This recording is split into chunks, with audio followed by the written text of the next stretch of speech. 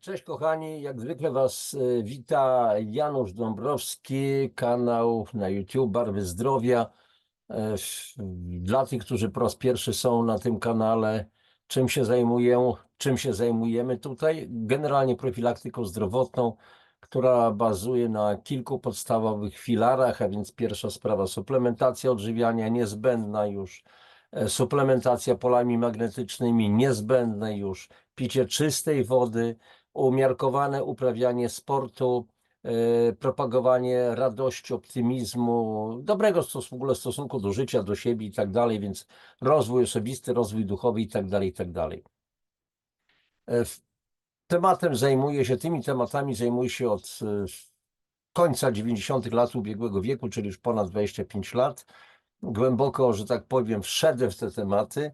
Jestem autorem 21 książek obecnie, jakieś pewnie następne się będą szykowały, chociaż faktycznie jest bardzo trudno to robić, bo generalnie nie do wiary, ale bardzo nie lubię pisać, aż mnie coś dopadnie i wówczas faktycznie piszę jak rodzaj amoku, czyli przychodzi rodzaj natchnienia albo po prostu nie mam jakby innego wyjścia. Temat, który mnie ścigał, a więc na przykład książka o nowotworach, czy jedna z ostatnich książek Nie samym chlebem żyje człowiek, to też długo, kiedyś ją napisałem w 2016 roku, ale czekałem przepraszam, w 2007 roku i 16 lat czekała na wydanie, 16 lat. Okazało się, że w dzisiejszej sytuacji jest bardziej aktualna niż kiedykolwiek, więc zrozumiałem, że nie należy popędzać niczego. Czekałem po prostu spokojnie na to, co się będzie działo, aż przyszedł impuls, taki pstryk, że tak powiem, i po prostu trzeba było ją wydać. Ale to mniejsza z tym. Dzisiaj o czym będę mówił. Kochani, może im pomożecie, bo mam problem. Bardzo poważny problem, w pewnym sensie nawet egzystencjalny, bo mam problemy ze zrozumieniem w ogóle. Nie wiem, czy mi empatii nie starcza, inteligencji może. Nikt nie jest tak bardzo inteligentny, że wystarczyłoby mu tej już inteligencji. Warto byłoby więcej, więcej, więcej, tak jak z pieniędzmi. Nikt się nie zatrzymuje, tylko chce ciągle więcej, nie ogranicza się. A więc mam problemy i to poważne ze zrozumieniem. Czego dotyczy niezrozumienie? Zaraz będziemy o tym mówić. Jak widzicie, eksponuję moją książkę, czy może czego mogłeś jeszcze nie wiedzieć o zakwaszeniu organizmu i skutecznym odchudzaniu. No jedno z drugim ma kolosalny związek. I w tej książce mam taki rozdział właśnie, mam problemy ze zrozumieniem i zacznę najpierw od cytatu wziętego z Einsteina, Alberta Einsteina. Tylko dwie rzeczy są nieskończone. Wszechświat oraz ludzka głupota. Choć nie jestem pewien co do tej pierwszej, tak prawdę mówiąc. A więc Einstein jak zwykle język cięty, a ja dlaczego nie mam problemy ze zrozumieniem, bo wiecie co, od lat siedzę w tym, że tak powiem, siedzę w tym temacie zakwaszenia, odkwaszenia, ciągle powtarzam od wielu lat na bazie nie tylko wiedzy, którą pozyskałem od bardzo dobrych lekarzy, także polskich lekarzy, którzy mają wiedzę, niektórzy, ale boją się niejednokrotnie występować również na forum publikum, a już mówię forum swoich koleżanek i kolegów po fachu, to absolutnie, bo spotkaliby się co najmniej z ostracyzmem po prostu i sprawa załatwiona, więc wolą nie mówić o zakwaszeniu. W ogóle generalnie zakwaszenie oczywiście nie istnieje, nie ma takiej jednostki chorobowej, nie jest zapisana w międzynarodowej klasyfikacji chorób ICD-11, jest taka klasyfikacja międzynarodowa i tak dalej, i tak dalej. Na koniec jeszcze coś do tego dopowiemy pewnie.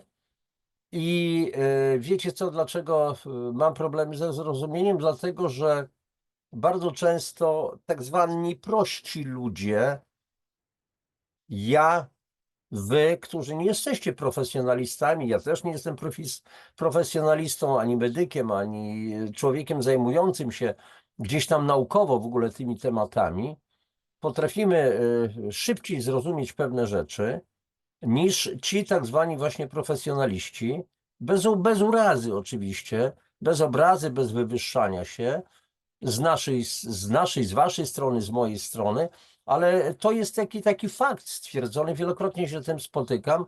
Może dlatego, że ci tak zwani profesjonaliści, oni uczestniczą w różnego rodzaju sympozjach, a miałem okazję się poprzyglądać właśnie temu, bo byłem też uczestnikiem kilku takich sympozjów w przeszłości.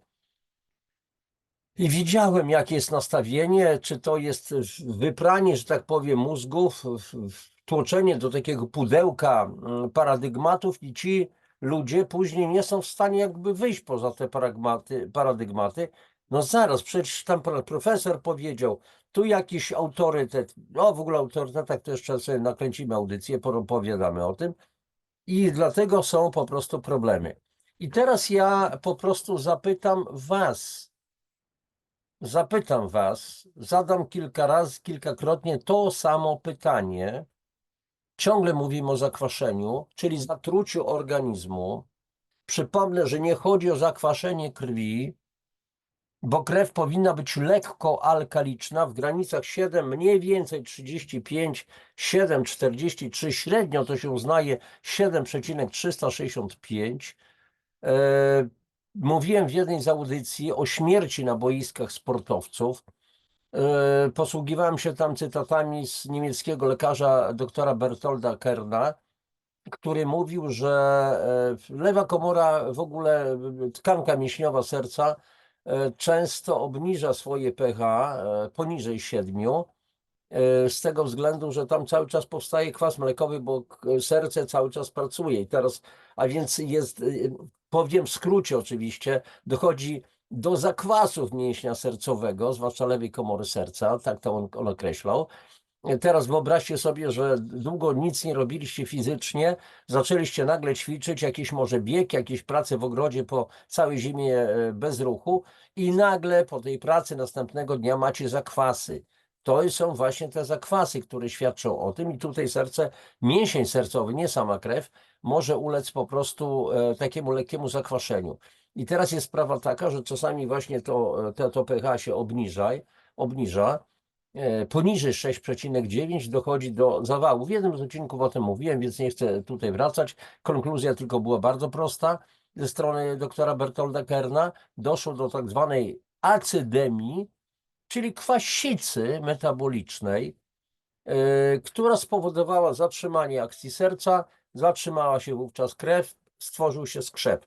Ale oczywiście sekcja wykazuje się, a pojawił się skrzep, czyli ten skrzep wędrował razem z krwią, przytkał powiedzmy naczynia krwionośne, doprowadził do zawału. Guzik, prawda, był odwrotnie, zatrzymało się serce, zatrzymała się krew, pojawił się skrzep i wnioski z tej śmierci, z sekcji są zupełnie inne niż powinny być. Tak to po prostu jest, takie wnioski wyciągamy.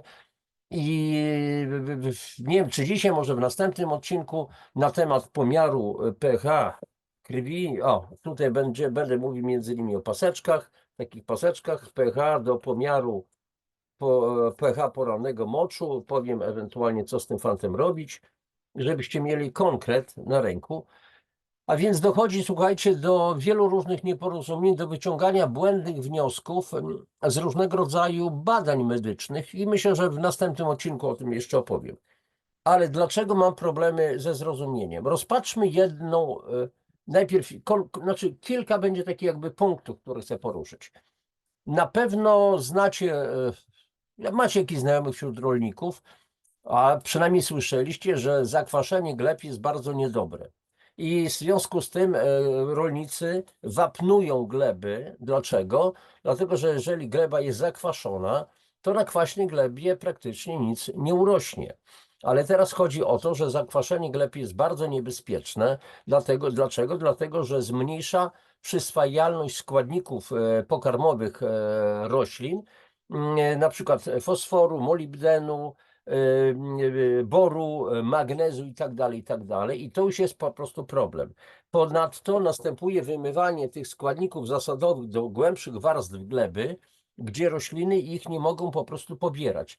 Z drugiej strony zmniejsza się stopień tak zwanej buforowatości gleby, czyli zdolności gleby do samoodkwaszania. Bo wyobraźcie, padają kwaśne deszcze, o kwaśnych deszczach zaraz będziemy mówić, i w związku z tym zakwaszają glebę, ale jeżeli w glebie są pierwiastki alkaliczne, czyli zasadowe, więc dostarczamy wapń, magnez, inne pierwiastki, to te pierwiastki są w glebie i one neutralizują nadmiar po prostu kwasów. Ale jeżeli powiedzmy już tych pierwiastków nie ma, albo są w niedostatecznej ilości, to gleba ulega zakwaszeniu, czyli już sama po prostu nie poradzi. Czyli system buforów, podobnie jak my mamy w organizmie system tak zwanych buforów, bufor białczanowy, węglanowy i tak dalej, nie rozwijam tego tematu, do pewnego momentu bronią nas przed zakwaszeniem, ale później już to będzie za mało, czyli na zasadzie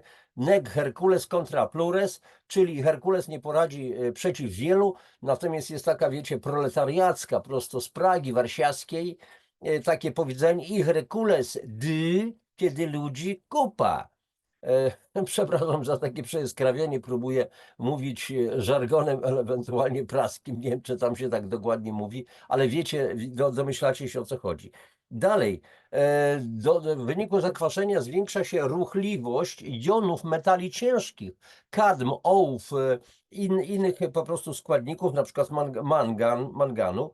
I teraz okazuje się, że to powoduje, że po prostu właśnie obniża się ta możliwość buforowania, z drugiej strony narasta obecność związków glinu, który jest generalnie lekki i tutaj sięgnę, żeby nie pomylić się w niczym, do tej mojej po prostu publikacji, aha, tu jest właśnie to i teraz jest powiedziane tak, że obniżenie pH gleby z 5,5 do 4,5, czyli 10-krotnie obniża się poziom zasadowości, czyli 10-krotnie rośnie poziom zakwaszenia. Dlaczego 10-krotnie? Dlatego, że skala pH, potencja hydrogenii, potencja jonów wodorowych, będziemy jeszcze o tym mówić przy okazji audycji z tymi w ogóle paskami do pomiaru akurat moczu. Więc ja tylko przypomnę, że skala pH jest skalą logarytmiczną, czyli jeżeli w skali liniowej mamy 1, 2, 3, 4, czyli o 1 więcej lub o 1 mniej, to skala pH ze względu na tą logarytmiczność jest bardzo prosta. Jest 1, później 10, później 100, 1000, 10 tysięcy, czyli w miarę postępu w górę stopień następuje 10 razy zwielokrotnienie.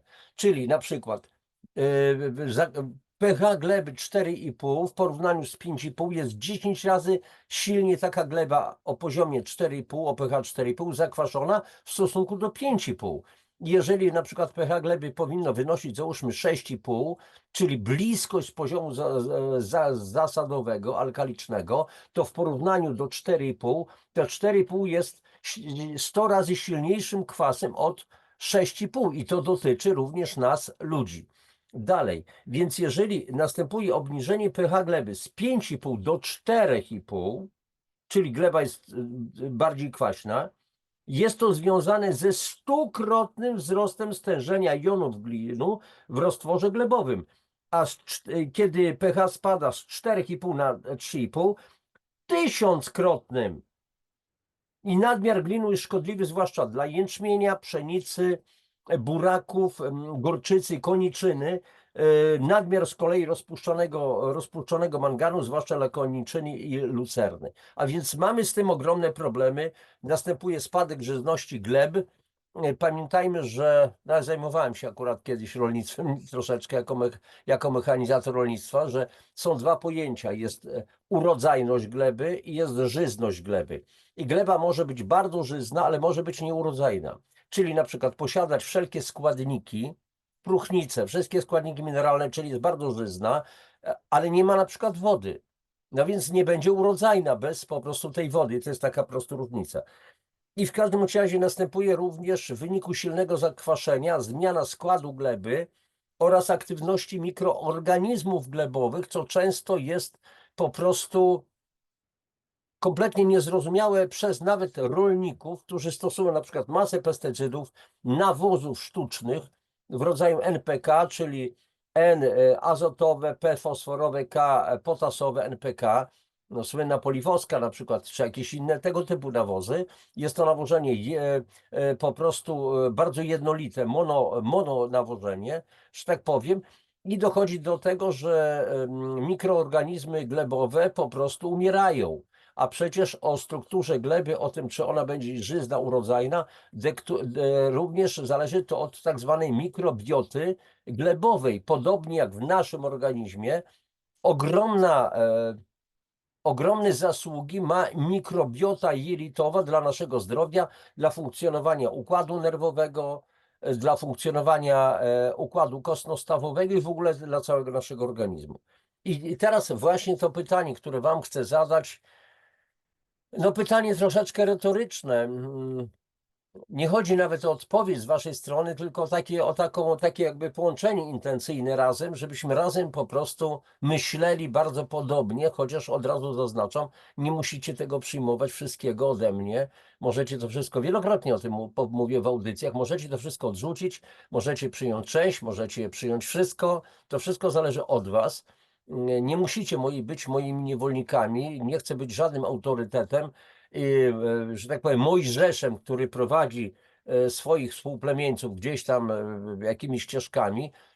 Każdy z was powinien znaleźć własną ścieżkę życia i każdy ma na podstawie zdobytej wiedzy kształtować po prostu swoje życie. Więc jak to w takim razie jest, że zakwaszenie gleby jest tak niebezpieczne dla rolnika, dla życia roślin, dla życia drobnych zwierząt, czyli tej mikrobioty glebowej, ale dla człowieka zakwaszony organizm wcale nie jest taki groźny. Nie rozumiem. Kompletnie tego nie rozumiem. I nie rozumiem, dlaczego tak zwani fachowcy, profesjonaliści od tych spraw związanych no nie wiem, czy z zakwaszeniem, bo oni się nie zajmują zakwaszeniem, bo to jest coś, co nie istnieje w ogóle. No więc niejaki Janusz Dąbrowski, prowadzący tutaj kanał, znowu siadł na tego swojego konika zakwaszenia i ciągle powtarza i będę powtarzał, aż zmieni się świadomość wielu z nas. Myślę, że się zmieni i w końcu zaczniemy żądać od tych tak zwanych profi, ludzie, spójrzcie na ten temat. Przestańcie nas leczyć monotematycznie, że tak powiem. Zajmijcie się przyczynami, a nie tylko objawami. Następna sprawa. Wiecie doskonale, że są tak zwane kwaśne deszcze. Kwaśne deszcze są bardzo niebezpieczne. Żebyście widzieli w Sudetach, jak wyglądają lasy, bo to jest teren przygraniczny z Niemcami, Czechy tam i tak dalej, w pobliżu rejonów silnie uprzemysłowionych, a więc dymy. Kiedyś był spalany węgiel, a razem z węglem były spalana siarka i dzisiaj też jest spalana siarka, czyli jest dwutlenek siarki, w ogóle tlenki siarki unoszą się, one mieszają się później z wodą, która jest w atmosferze, padają deszcze, no i padają właśnie te tak zwane kwaśne deszcze. W jakim stanie są w związku z tym lasy? Lasy obumierają. To nie chodzi tylko, że liście opadają, ale systemy korzeniowe są zniszczone, więc z kolei jak nie ma lasów, to mamy zakłócenia w bilansie wodnym. Gleba traci wodę. To systemy korzeniowe, systemy leśne zatrzymują wodę, są rezerwuarem po prostu wody w glebie i dzięki temu gleba nie jest wysuszana. Przy okazji te drzewa zacieniają glebę, a więc słońce nie ma szans na to, żeby nadmiary wody odparowywały, więc rezerwuar wody to jest po prostu gleba, gdzie rosną po prostu lasy. Dalej, wiecie doskonale, że zakwaszenie potrafi niszczyć budowle. Grecy mają dzisiaj problemy na przykład z Akropolem. Piękny marmur, a marmur to jest po prostu rodzaj wapienia, tak prawdę mówiąc, ulega zniszczeniu. To wszystkie świątynie starożytne jeszcze z czasów tych powiedzmy Iliady, Odysei i tak dalej, tej potężnej Grecji, która walczyła między nimi z Persją, ulega to wszystko zniszczeniu. Również beton się potrafi rozkruszać, zmieniać swoje właściwości pod wpływem po prostu kwaśnych deszczów. Są w związku z tym zaburzenia również w rozmnażaniu fauny, bo jeżeli zwierzęta nie mają pożywienia, bo w lesie wszystko ginie, to jak się te zwierzęta mają rozmnażać? I teraz znowu to samo pytanie retoryczne. Jeżeli to zakwaszenie jest tak bardzo groźne dla lasów, dla roślin, dla gleby, znowu dla gleby, to jak to zakwaszenie nie jest groźne dla człowieka? Czy to nie jest ten sam mechanizm? Czy my jesteśmy wyłączeni poza ekosystem przypadkiem? Jak to jest? Dalej, słuchajcie, kochani. Naukowcy alarmują, że zmniejsza się alkaliczność wód oceanicznych. W erze przedprzemysłowej, czyli gdzieś mniej więcej około 100 lat temu, pH wód oceanicznych wynosiło, słuchajcie, 8,2,84, czyli wody oceaniczne, które zawierały masę różnych pierwiastków, były no, dość silnie zasadowe. Nie za silnie oczywiście, to nie jest jeszcze za mocno. Uwzględnijmy, że nawet norma pH porannego moczu opracowana przez system medyczny wynosi od 4,8 mniej więcej do 8,0. Norma medyczna dotycząca pH porannego moczu naszego, który niesiemy do laboratorium i badamy. Przy okazji to jest norma oczywiście opracowana statystycznie, będę jeszcze o tym mówił, więc nie ma nic wspólnego z fizjologią organizmu. Ale 8, wody oceaniczne 8,2, 8,4, czyli jeżeli 7 to jest próg neutralny, to 10 razy więcej, 12 razy więcej, powiedzmy, większe stężenie jonów alkalicznych, które w wodzie, które nadają wodzie po prostu tą zasadowość alkaliczną.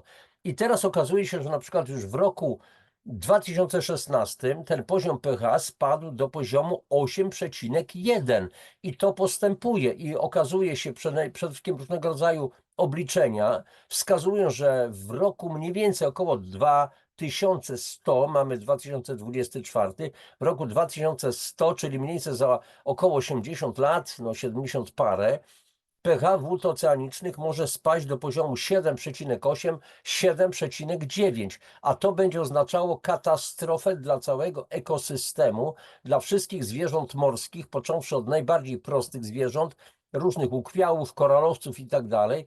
To zaburzy dosłownie cały ekosystem, spowoduje, że ta cała fauna i flora jednocześnie oceaniczna będzie musiała wydatkowywać znacznie więcej energii na to, żeby żyć w tych warunkach. Zwiększone zakwaszenie powoduje zwiększone zużycie składników mineralnych, braki tych składników mineralnych.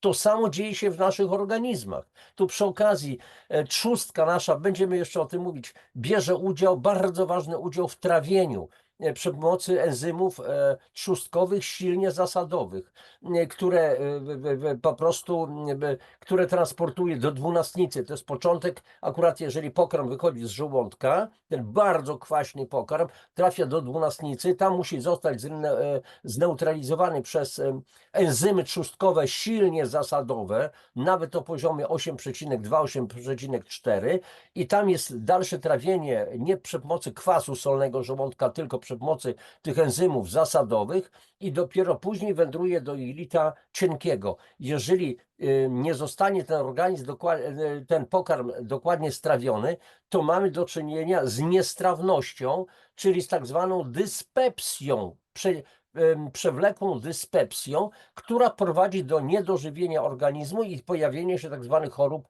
autoagresywnych, autoimmunologicznych, ale o tym jeszcze może będziemy po prostu mówić. A więc jak to jest, słuchajcie, że zmniejszenie się pH wód oceanicznych, czyli postępujące zakwaszenie oceanów jest groźne, a dla nas zakwaszenie nie jest groźne i nie istnieje. Nie ma takiego zjawiska, bo organizm będzie się bronił, bo ma możliwości. Jakie możliwości? Do pewnego momentu. Ja mogę walczyć z jednym może przeciwnikiem. Ja mówię o przeciętnym mężczyźnie, powiedzmy, no, w sile wieku, który jeszcze coś tam, powiedzmy, potrafi. Może mieć 2 przeciwników, może 3 przeciwników. Jeżeli umie sobie poradzić, na przykład na ulicy, trenował jakieś sztuki walki, poradzi sobie, być może nawet z 3. Ale jeżeli opadnie go 10, 20, no trzeba byłoby być Bruce'em Lee. Czyli znowu nec Hercules contra plures, czyli Herkules nie poradzi przeciwko wielu. A więc jak to jest, jeszcze raz powtarzam, że obniżenie pH wód oceanicznych jest groźne, ale u nas obniżenie pH porannego moczu, bo się mocz bada, który jest obrazem tego, co się dzieje w naszym systemie tkankowym, dla nas to nie jest groźne. Następne pytanie, następna historia. Otóż słuchajcie, pH moczu noworodka, tego dzieciątka, które tylko się urodziło, który wyszedł po prostu z dróg rodnych mamy swojej, wynosi 7,2,74. Czyli ten mocz jest lekko alkaliczny. Przypominam, 7 to jest odczyn neutralny. I jest mowa również o tym, wielokrotnie się tym spotykałem, że mocz musi być kwaśny, bo jeżeli będzie alkaliczny, czyli zasadowy, to drogi moczowe wówczas człowieka są narażone na infekcje bakteryjne. I to kwaśny mocz ma zabezpieczać drogi moczowe przed infekcjami bakteryjnymi. To jak to jest, że ten noworodek, który się rodzi i ma 7,274, czy jego drogi moczowe nie są narażone przypadkiem na infekcję bakteryjną? Czy nie należałoby w takim razie jakimiś lekami obniżyć pH moczu, czyli zakwasić tego noworodka?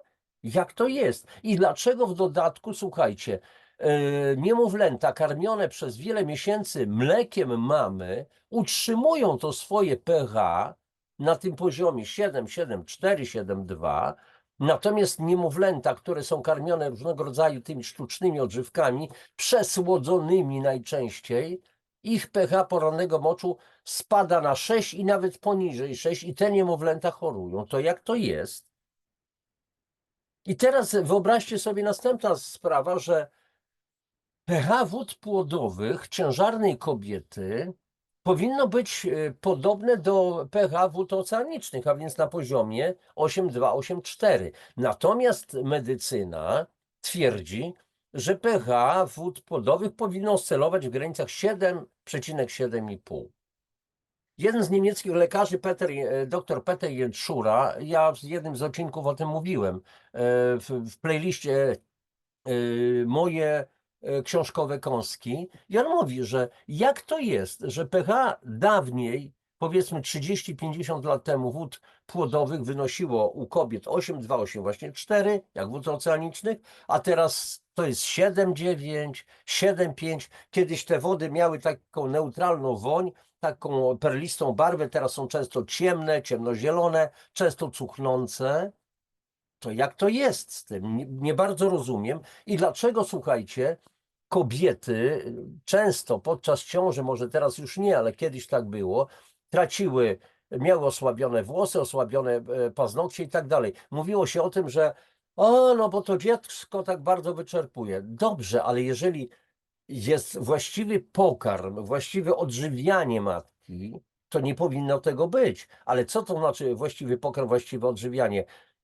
Jeżeli dostarczamy organizmowi te 70-90 składników odżywczych, a nie tylko jedzenie wyprane z energii, bez makroelementów, bez całej gamy witamin, bez całej gamy łatwo przyswajalnych minerałów, to niestety dochodzi do zakwaszenia organizmu matki. Ona traci włosy, traci zęby, traci paznokcie i tak dalej, i tak dalej. Więc teraz następna rzecz. Jak to jest, że częstość występowania cukrzycy typu drugiego, tak zwanej nabytej cukrzycy metabolicznej, jest u osób zakwaszonych, to ja obserwuję bardzo często, wielokrotnie wyższa niż u osób, które mają pH, mówię o porannym moczu, na poziomie 7,2, 7,4, czyli mają mocz alkaliczny. A teraz okazuje się, że zakwaszony organizm sprzyja po prostu upośledzeniu spalania glukozy. Glukoza jest cukrem. Więc jeżeli nie zostanie prawidłowo spalona, to dochodzi do zakwaszenia po prostu organizmu. I zakwaszony organizm w związku z tym sprzyja wysokim poziomom cukru i insuliny we krwi, a to już prowadzi właśnie do cukrzycy, rozregulowanie tych dwóch, że tak powiem, systemów i do tycia i do powstawania wielu chorób. Więc znowu pytanie, jak to jest, że zakwaszenie jest charakterystyczne dla cukrzyków, dla ludzi otyłych, w ogóle dla cukrzycy, dla wielu chorób, ale nie jest groźne dla ludzi zdrowych, pozornie zdrowych, bo ja się czuję zdrowy. No jak się czujesz? No dobrze się czuję, ale już coś tam dolega, już, ale nie, generalnie tu już jestem ciągle zdrowy. Więc jak to jest? Następny aspekt.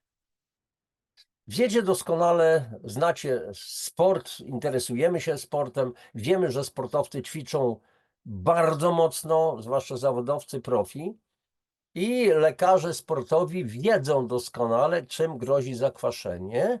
W związku z tym ci lekarze postulują ciągle odkwaszanie, czyli dostarczanie odpowiednich preparatów, odpowiednich suplementów bardzo wysokiej jakości dla sportowców.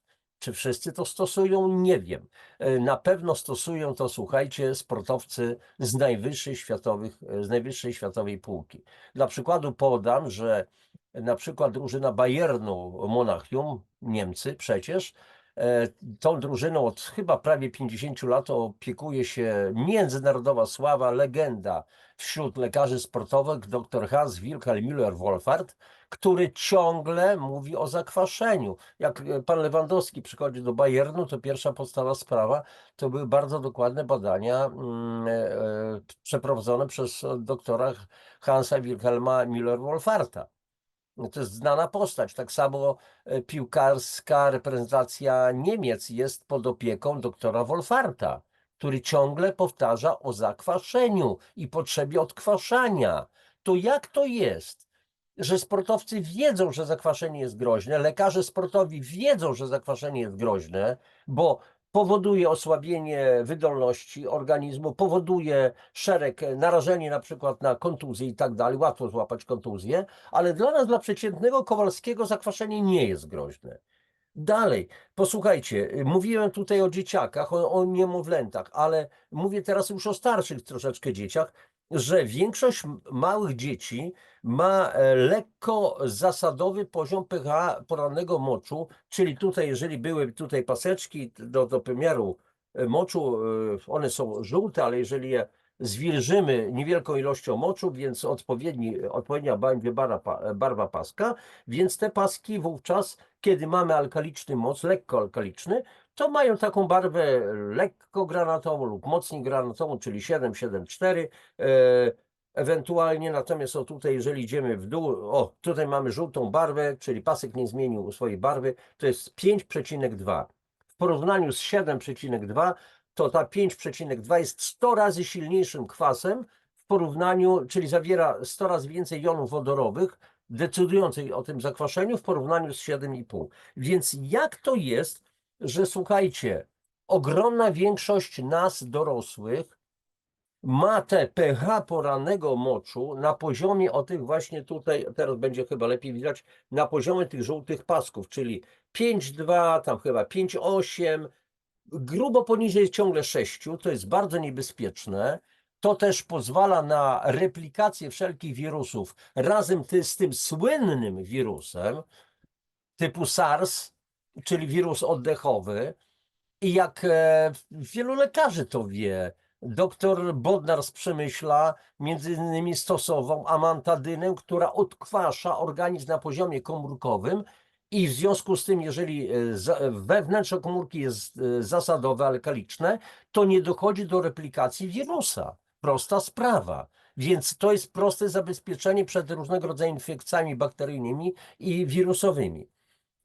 Dalej, pacjenci z nowotworami, zwłaszcza w stadium terminalnym, ich mocz ma pH rzędu 4,8, po prostu 4,5, 4,8, czyli jeżeli byśmy tutaj spojrzeli jeszcze raz na te paseczki, to już nie będzie ta żółta barwa, no tutaj na końcu, tylko taka mniej niż żółta, lekko taka barwa między żółtą a białą barwą.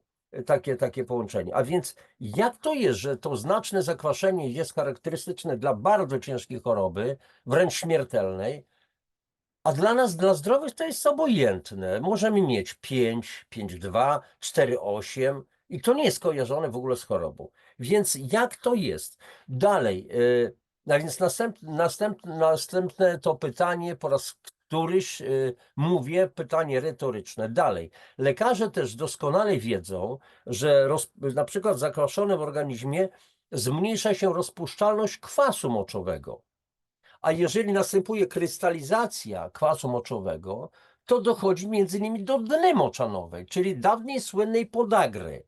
A kto kiedyś chorował na podagrę? Wyobraźcie sobie, że chłopi, czyli najniższe warstwy społeczeństw, czy to Francja, czy to Niemcy, czy to Polska, czy to Anglia i tak dalej, w ogóle nie znały pojęcia podagry. To była choroba arystokratów. Podagra, czyli dna. A dlaczego to oni chorowali? Bo przede wszystkim jedli dużo mięsa i pili dużo alkoholu. Winy, ale w dużych ilościach. Albo pili, na przykład jak w Polsce, okowitkę, szlachta. I w związku z tym chorowała. Potężne brzuchy, czerwone buzie, typowy objaw, przejedzenie i tak dalej, i tak dalej. We Francji to samo i mimo resveratrolu zawartego w winach, francuscy arystokraci chorowali na podagrę. To są słynne historie, zwłaszcza właśnie arystokraci, królowi i tak dalej, i tak dalej. I tutaj jest sprawa taka, że w związku z tym, jeżeli rośnie zakwaszenie organizmu, to pojawia się cukrzyca, pojawia się otyłość. Otyłość jest już chorobą. Razem z otyłością pojawiają się następne upośledzenia, pojawia się kamica nerkowa, kamica woreczka żółciowego, dna moczanowa, a więc ta słynna właśnie podagra. Pojawia się nadciśnienie tętnicze, pojawiają się choroby wątroby, pojawia się cały konglomerat. I co? Pigułki na chorobę wątroby, pigułka na dno moczanowe, pigułka na chorobę żołądka, pigułka na cukrzycę i tak dalej, i tak dalej. Przecież to jest jakiś absurd. Sami doskonale o tym wiecie. I jak to jest, że w takim razie to ta medycyna akademicka, która stosuje środki tak zwane alopatyczne, które działają przeciwko przede wszystkim objawom, na przykład ból się leczy lekami przeciwbólowymi, co z tego? Czyli wytłumia się receptory, a więc nie likwiduje się przyczyny, tylko likwiduje się objawy.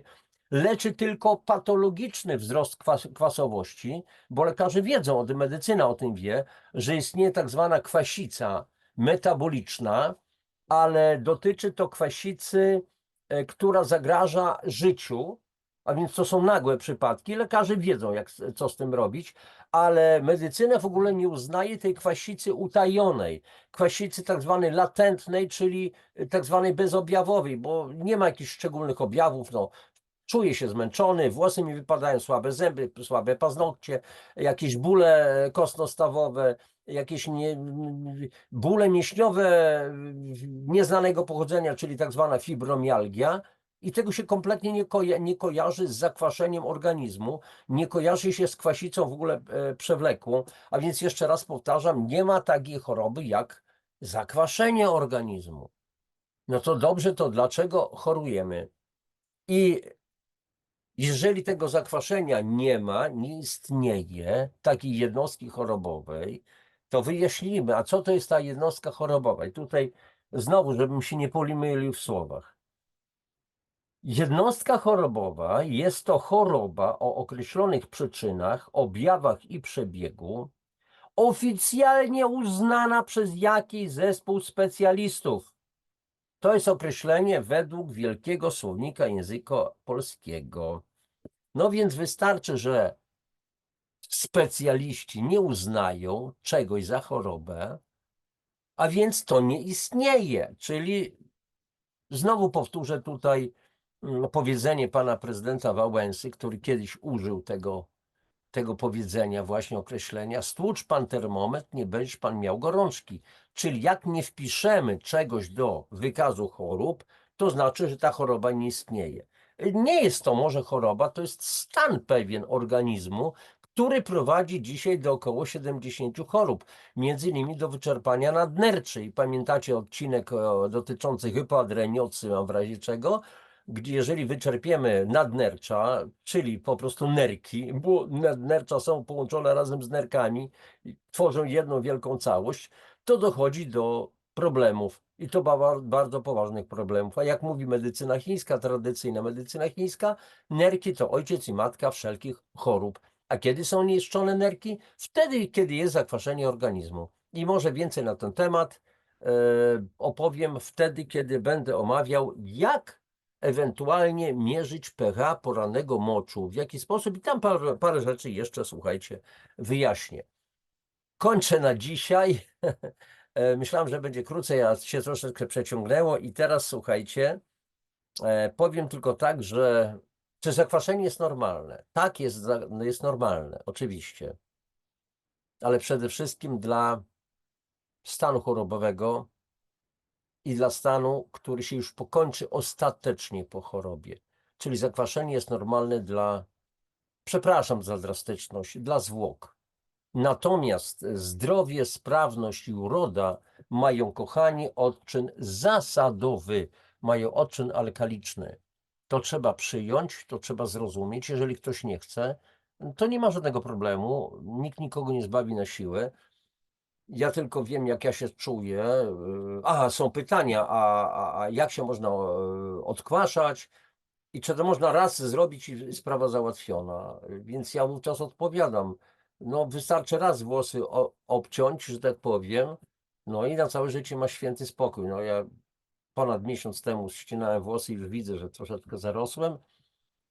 Nie można się umyć raz na całe życie, nie można się raz na całe życie najeść, nie można raz na całe życie zatankować samochodu, nie można raz na całe życie załadować komórki i używać później, czyli wykupić po prostu abonamentu na całe życie. Nie wiem, może 2 miliony złotych wtłoczyć, dogadać się z firmą i tak dalej, i tak dalej.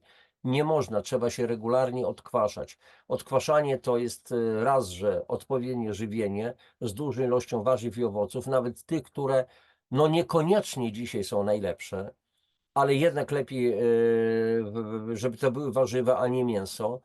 Zrezygnować z nadmiaru słodyczy, zrezygnować z nadmiaru kawy, zrezygnować ze słodkich napojów, z nadmiaru. Nie mówię, że ze wszystkiego. Pić więcej czystej, niskomineralizowanej wody, uprawiać troszeczkę sportu. Mam na myśli umiarkowany ruch, żadnego wariactwa. Oczyszczać swój umysł wszystkich tego wszystkiego, co nas dręczy, bo to powoduje stresy i potworne zakwaszenie organizmu, czyli po prostu zacząć pracować nad sobą. Oczywiście tutaj pomocą będą też, słuchajcie, kochani, odpowiednie suplementy, które zawierają węglowodory różnych pierwiastków i cytryniany różnych pierwiastków. Węglowodory, no mogę podać przykład, można się odkwaszać z sodą oczyszczoną, tylko trzeba wiedzieć jak. O tym mówi wielu lekarzy rosyjskich, zwłaszcza mówi pan Zięba, między innymi pan Jerzy Zięba, serdecznie Jurka pozdrawiam, inni powiedzmy autorzy, natomiast trzeba pamiętać o tym, że soda, ona może odkwasić organizm, macierz tak zwaną, czyli przestrzenie, w której pływają komórki, ale chodzi o to, żeby dostarczyć składniki jakieś, które odkwaszą wnętrze komórki, a tutaj muszą być to cytryniane, a więc to muszą być odpowiednie suplementy bardzo wysokiej jakości i nie ma innego wyjścia dzisiaj w tym obecnym czasie. Jeżeli chce ktoś pójść drogą na skróty, to niech idzie, oczywiście, niech znajdzie sobie ścieżkę, natomiast ja mówię tutaj, co warto zastosować na poważnie, bo inaczej takie łatanie to będzie tylko zwyczajnym łataniem. Naszywanie łat na garnitur, który nic nie da. Po prostu trzeba zmienić już garnitur, zmienić swój sposób myślenia, zmienić sposób postępowania. Niech każdy robi co chce, ja robię to, co robię. Wielu moich znajomych, którzy poszli moją ścieżką, cieszą się zdrowiem, cieszą się sprawnością. Jak mieli jakieś problemy, to bo wychodzili z tego i sprawa załatwiona. Kochani, do następnego spotkania. Życzę Wam wszystkiego najlepszego. Proszę oczywiście o lajki, o ile ta audycja się spodobała, coś wniosła nowego do Waszego życia. Proszę o subskrypcję. Jeżeli jeszcze nie zasubskrybowaliście kanału, będziecie otrzymywali po prostu powiadomienia, ale dzielcie się także wiedzą, przesyłajcie link do tej audycji, do innych audycji swoim znajomym, swoim bliskim. Niezależnie od tego, co oni myślą, może akurat 1 na 100, 1 na 10 po prostu odpali, że tak powiem, i pójdzie w dobrą stronę, zacznie dbać o swoje zdrowie, zrozumie, więc tego zrozumienia przede wszystkim życzę, wzrostu świadomości. Wszystkiego najlepszego. Papatki, do widzenia.